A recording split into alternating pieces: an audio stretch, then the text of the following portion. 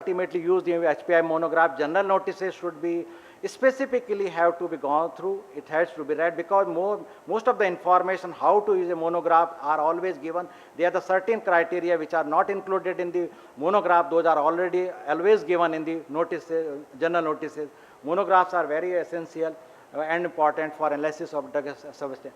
Comments or suggestion on monograph. When we prepare any monograph, we always invite we will put on the website and we invite the stakeholders comments for at least for the 45 days. So you are always requested to give your comments on monographs whenever these are available for you, or these always taken into due consideration by the respective committee. This is the format we have decided devices for the industry or the stakeholder. They can send the suggestions to us for revision of the monograph. So we always welcome and always appeal to the people and homeopathic fraternity to participate in homeopathic pharmacopoeia of India, because pharmacopoeia is meant for everybody. What is our future outlook? That is more important. That is harmonization. As I already said, we are having the diversity of the pharmacopoeia. We are having the Ayurveda and other pharmacopoeia. So we want to harmonize all the monographs which are available in all the pharmacopoeia. We are going to consolidate all these pharmacopoeia which are spread throughout the 10 volumes. Upgradation has already been started. This Herculean task has already taken by the council. Revision of the monograph which are available, we are revising in terms of the identity character, purity and other character. Dr. Handa has also suggested that you always adopt the standard or adapt the standard whenever these are materials not available. So what are the challenges ahead? We always need authenticated raw material. Start to work on a pharmacopoeial standard, we always need authenticated material. Most of the material for the homeopathy which are having the aboriginal, we always require a requirement of the authenticated material. This is the problem with the current problem with the pharmacopoeia committees. Inclusion of the all drugs in HPI which are marketed in India. This is challenge ahead. We are doing this one. Acceptance of HPI standard globally. These are the challenge. Providing the reference standard to the industry or stakeholder. This is another challenge. We wish to keep it online, the homeopathic pharmacopoeia, and ultimately pharmacovigilance in this area. Safety and efficacy issues are also have to be. So ultimately, this is my final message to everybody: individual never wins, teams do. This is the teamwork. This is not only the work of the committee, it is not only the work of the laboratory, it is not only the work of the firm. Everybody is a player in this thing. I welcome all of you to participate in this one. Thank you to all for patience hearing. We are running short of time. Now I invite our friend from Brazil, Dr. Caceres.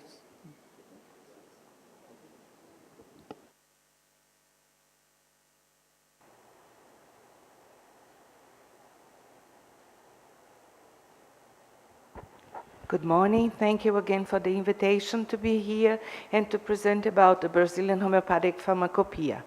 The first edition was published in 1977, and there was only a general part and no monographies. It was the product of just one person, a pharmacist, but the name that are on there are 5 different authors, but that was not true. That was Helena Menin that wrote this pharmacopoeia. The second edition was published in 1988, and then the second part in 1997, and already was a general part and a few monographies. And now we have the current edition, the third one, that was published in 2011, and it has, besides the general part, of course, and analysis data and everything, more than 100 monographies.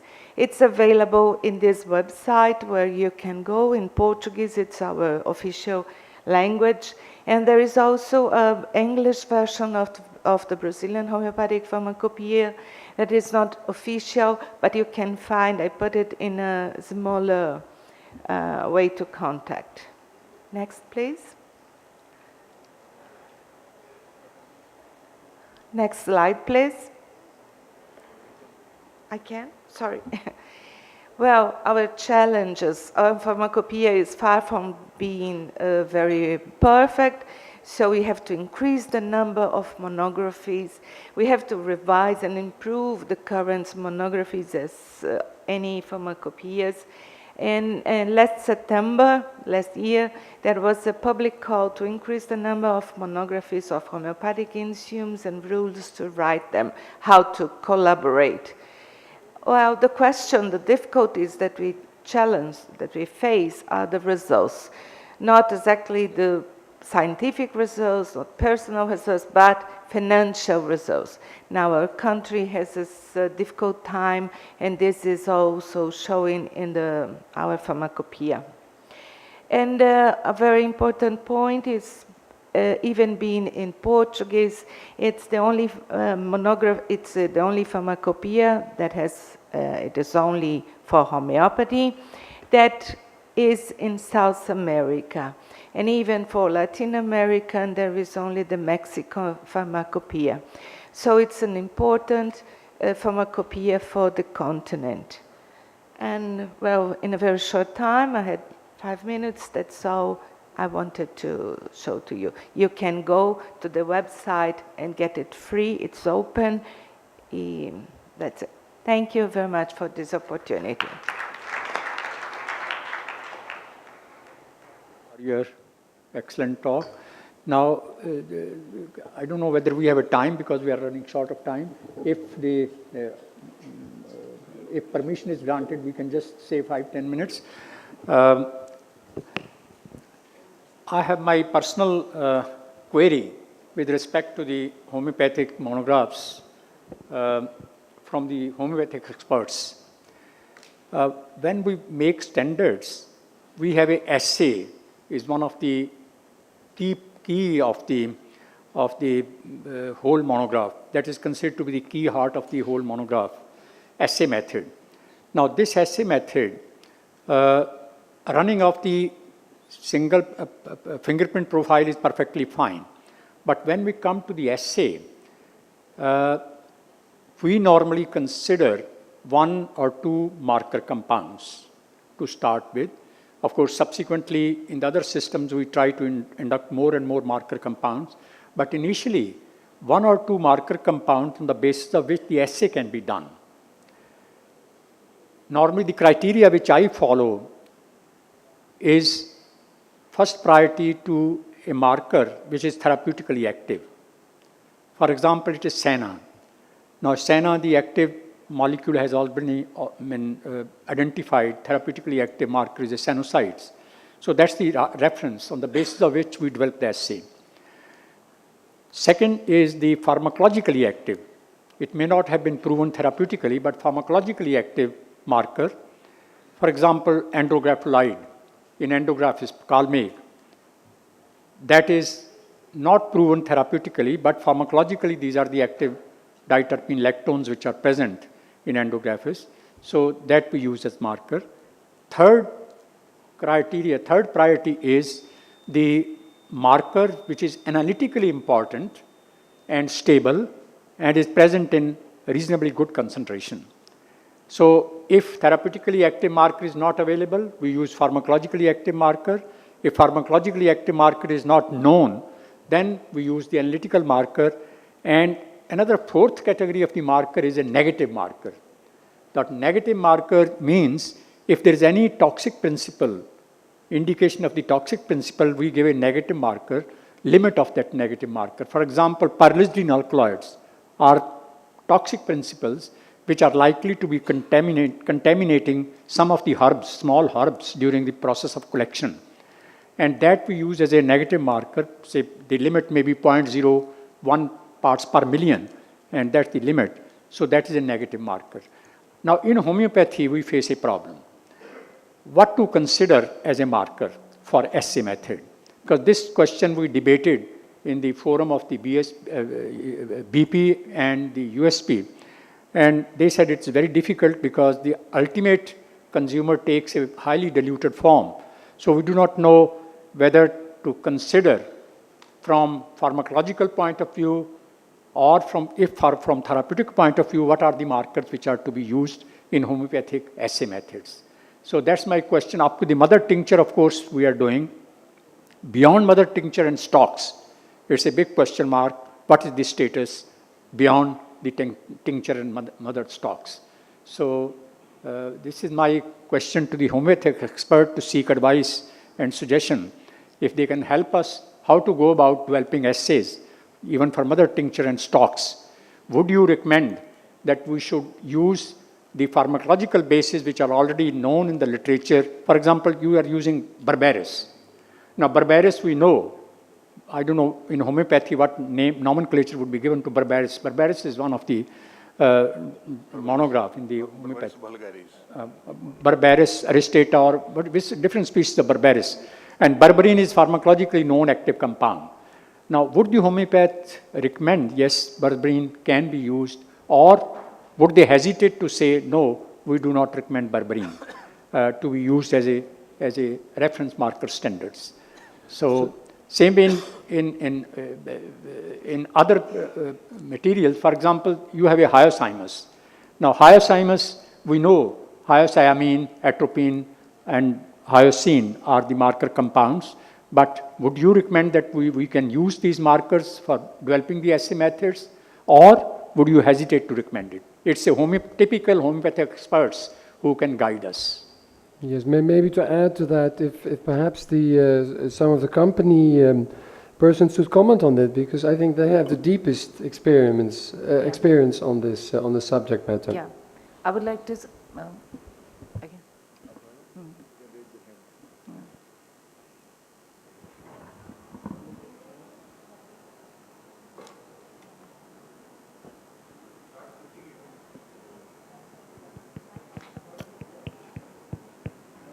Can I say it till then? This one is all right. Okay. Thank you. I'm very honored to be able to make remarks about this question. It's a very important question. I believe that homeopathic medicinal products are, above all, they are medicinal products. So all the criteria for quality, they apply to homeopathic medicinal products as well. If there is the possibility to make quantitative determinations of pharmacological or stability markers or analytical markers or whatever, or negative markers, all of this gives support to the fact that these are medicinal products and they follow the same rules. The more we control different steps of manufacturing, different steps of composition of what we are handling, also in our plants, all of this counts. All of it is important. It is a global medicinal product environment that we have to respect. It's a good suggestion that you make my job easier to make a selection, because it would be easy to make selection, because quite a number of plants have been worked out phytochemically, and we know the chemistry of those plants.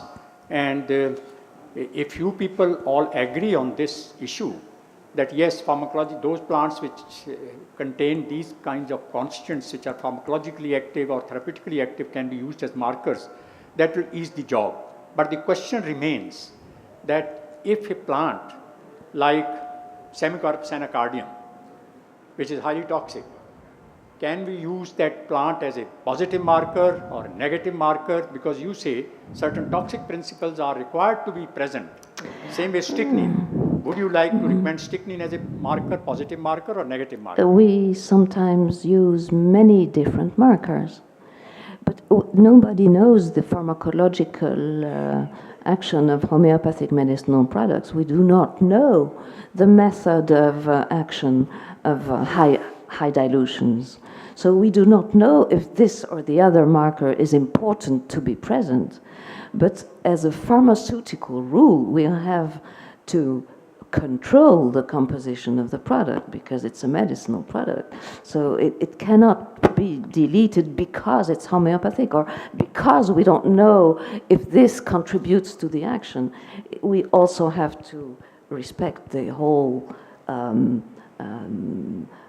cleanness of preparation, and it is useful also for the pharmaceutical validation of the further dilution steps, etc. So the quantitative, the more we control the quantitative composition of the products, the more we control the whole process of the manufacturing.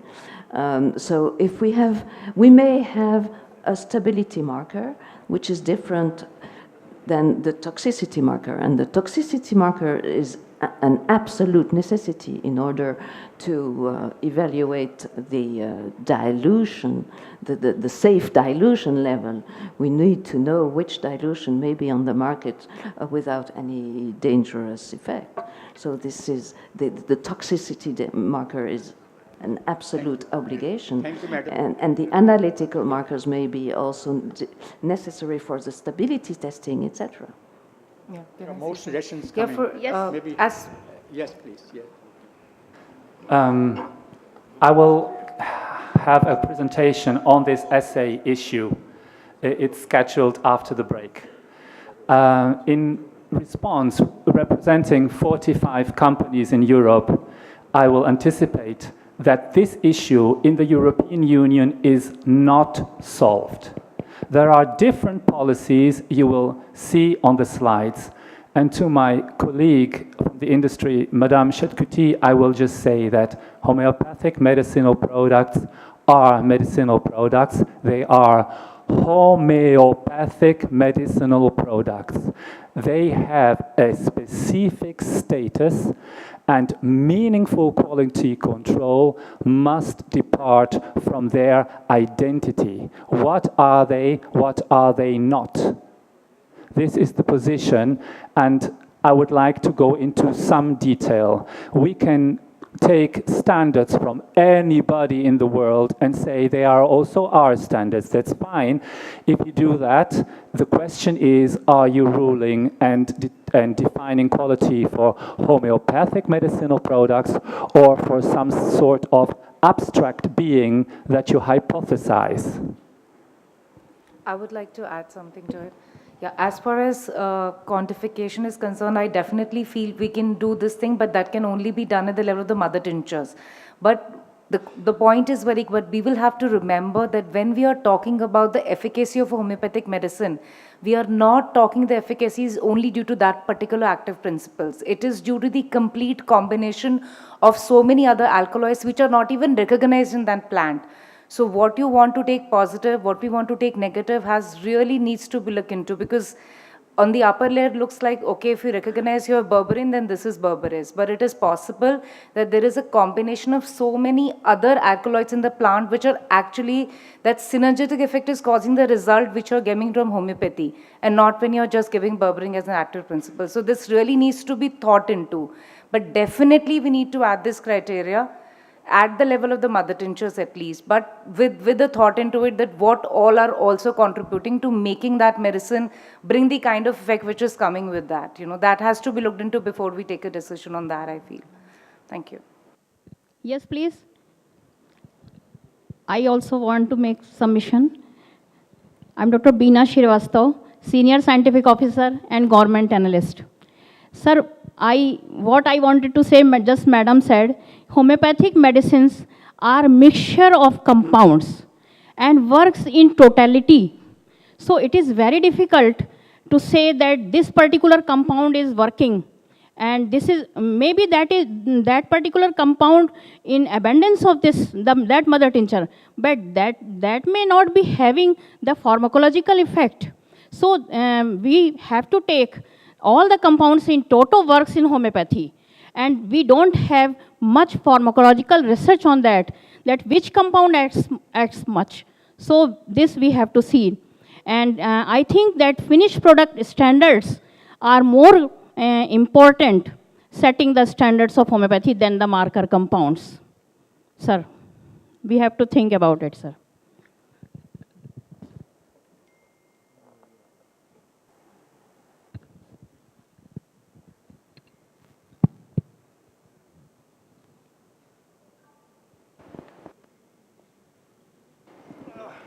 You have come to this side.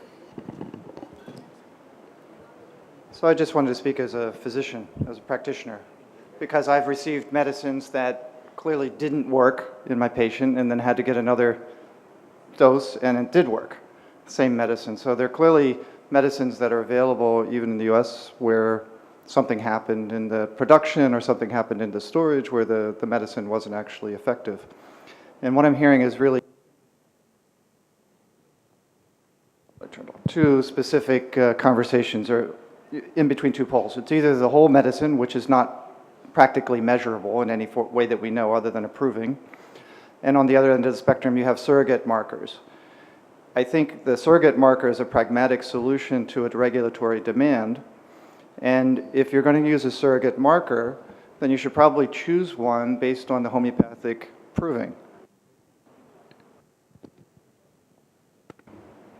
Based on the homeopathic principles. So if you're looking at the drug Noxvama, certainly you would want to look at strychnine, for example. So your criteria should include the homeopathic principles at a minimum. The only other thing I heard was that sometimes a toxic ingredient might be measured to make sure that it's low enough. My concern there would be that particular toxic ingredient might be important to the homeopathic signature of the drug, so you might actually be causing a problem by avoiding a sufficient amount of that, because that toxic effect actually is what the therapeutic effect of the medicine is. So thank you. I would also like to comment, as indeed in Europe, especially in Germany and France, we have slightly different views on this topic. I have to state, if there are any toxicological constituents, there is no doubt that there must be an assay. And on the other hand, in contrast to France, the regulatory authority in Germany thinks that there is a need. I explained, I think, with my presentations for a quality control and really strict quality control. But as homeopathy is a holistic therapeutic option, we think we don't know what phytochemical constituents are contributing, and therefore we are also satisfied if there is, for example, a reasonable fingerprint, which is also kind of holistic quality parameter, which can, on the other hand, also demonstrate a reproducible quality. And in this way, I think we are looking for a solution in Europe, because I think both methods are suitable to come to a reproducible quality, just a different approach. And just as a scientist, my personal view is, if we look into the portfolio of analytical methods of the future, we have things like NMR fingerprint, principal component analysis, so we will have much better options in future to look at a certain profile of a herbal drug or a starting material, and this may be then add in some years to the discussion, so that we also may use new tools to agree on reproducible quality. But as to summarize, I yesterday already mentioned, whatever we do, we are using surrogate parameters. I fully agree with you, and therefore it's just the idea which are a reasonable option, and so probably there are a couple of ways to control the quality. Last speaker is always in problems. All the aspects have been covered by my friends. Anyway, I have to share 2-3 lines that chairman is very much afraid about toxic substances. Homeopathic Pharmacopoeia Committee has taken care. Those drugs which are highly poisonous, their mother tincture strengths have been put in such a way that the finished product should not have a toxic effect. Like lacasis, the strength of lacasis is given 1/1000. So mother tincture strength is itself 4. So there is a precaution in every monograph, in such type of monographs, that drugs should not be dispensed below 6x or 8x. Mother tincture should not be given to dispensing pharmacists also, in general way. So such type of precaution is there. And in homeopathy, those substances which are more toxic, they are more relevant and more important, having curative factors. So Pharmacopoeia committee, you know, have experts of all the respective subjects, and they take care of all these problems. Second point is, our market is flooded with even classical medicine. I think more than 1,500 single medicines with different dilutions are available. So government initially thought that, you know, that homeopathic medicine is sold by only licensed manufacturer, not by other, you know, unlicensed persons. So the person who are using homeopathic medicine from pharmacy or industry must have genuine medicine, and for that purpose, a standard of those drugs, whatever the standard may be, even for your car battery, you have certain standard of distilled water. So as far as practicable and available at that period of a specific time, some sort of a standard must go. So that's why number of monographs are enhanced. Third point is, due to ecological factors, some of the medicines, raw materials are not available in nature, like lapis alba. The drug substance was available in the one fountain in Leipzig, Germany, about 80 or 85 years. That fountain is completely dried up. We tried to contact pharmacist Nelson from England to say about such things. They have informed that we can dispense higher dilution, 200 1M, because we don't have real raw material. So such type of drugs should be discarded or can be considered for preparation of quotas, etc. Our pharmacopoeia after fourth volume, you know, our pharmacopoeia initially based on German homeopathic pharmacopoeia, United States homeopathic pharmacopoeia, British homeopathic pharmacopoeia, and in Drugs Act second schedule, all these pharmacopoeia have been mentioned for export import purposes. So after fourth, you know, our raw materials have to be collected originally, original work has to be done. So HPL, Homeopathic Pharmacopoeia Laboratory, after fourth volume, they have done really laboratory work. And I think some of the scientists like Dr. Luhar, Dr. Joshi, Dr. Bina, etc., they have done vigorous work to lay down the first standard in pharmacopoeia as far as India is concerned. Basically, pharmacopoeia is a legal document. It comes under the Act of Evidence Act. And whatever standards have been given there, committee considered very much that some sort of trouble should not be arised or given to the manufacturing. So those equipment, those reagents, all those things have been taken care that this should be genuine, free from all sorts of toxic effects, because ultimately physician, pharmacist, and patients, these three people are involved for taking a medicine, for taking manufacturing of medicine. So as far as homeopathic pharmacopoeia is concerned, since 1962, committee is considering in this way, and now government has established a Apex committee. This committee is taking all sorts of care so that consumer should be benefited and not only genuine medicine should be provided as far as practicable. We have a large number of practitioners here, we have large number of manufacturers, and for their interest, we have to keep all these aspects before considering the pharmacopoeia. Thank you very much. Thank you, Dr. S.P. Singh. As you know, we are already half an hour late, and I can only say we should come back from the tea as soon as possible. We are anyway going to start after 15 minutes. Thank you.